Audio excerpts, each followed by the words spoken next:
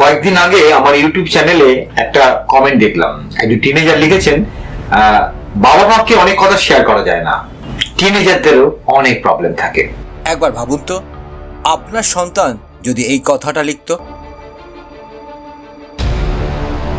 অনেক টিনেজারই মনে করে, সত্যি আমার কথা কাকে বলবো, বাবা মাকে বললে বাবা মা বকাঝকা করবে, বন্ধুদের বললে তারা হাসাহাসি করবে, বা কোনো কোনো বন্ধু সেই কথাগুলোকে নিয়ে পরবর্তী ক্ষেত্রে আবার ক্ষেত্রে ব্যবহার করবে। তাহলে ওরা যাবে কোথায়? কাকে নিজের মনের কথা বলবো? তাই একা একাই নিজেদের সব সামলাতে হয়।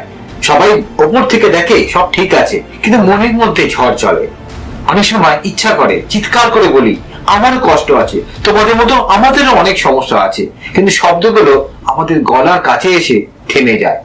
তাই এই অনুভূতিগুলোকে নিজের মধ্যেই সীমাবদ্ধ করে রাখাটাই অনেকেই শ্রেয় বলে মনে করে। কারণ ওরা ভাবে বললে বুঝবে তো। এই নীরবতাই সব থেকে বিপজ্জনক।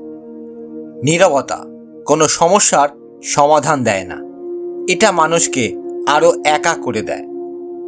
একসময় মনে হয় আমার কথার শোনার কেউ নেই, কিন্তু প্রশ্ন হলো, ওরা কি সত্যিই একা, নাকি আমরা অজান্তেই ওদের একা করে দিচ্ছি? অনেক সময় আমরা বড়রা ভাবি কাউন্সেলিং মানে বড় সমস্যা। না, কাউন্সেলিং মানে একটা সেফ জায়গা, যেখানে কেউ বিচার করে না, শুধু শোনে। অনেক পেরেন্টস এটা ভাবে, কাউন্সেলিং করাতে যাবে, আমার সন্তান পাগল নাকি, আমরাই তো আছি, ও তো আমাদের সাথেই কথা বলতে পারে। ইমোশনাল স্ট্রাগল মানেই মেন্টাল ইলনেস নয়, কিন্তু কখনো নিউট্রাল একজন মানুষ ইমোশনাল ব্রিজ হতে পারে। সেটার জন্যই কাউন্সেলিং সেশনে যাওয়া। আমি আমার কাউন্সেলিং সেশনে দেখেছি, যখন ওরা প্রথম আসে চোখে ভয়, মুখে দ্বিধা, কিন্তু 30-40 মিনিট পরে যখন জিজ্ঞাসা করি কেমন লাগছে, প্রায় সবাই বলে ভালো লাগছে, হালকা লাগছে। কেন জানেন? কারণ কেউ বাধা দেয়নি, কেউ তুলনা করেনি, কেউ উপদেশ দেয়নি, শুধু শুনেছে।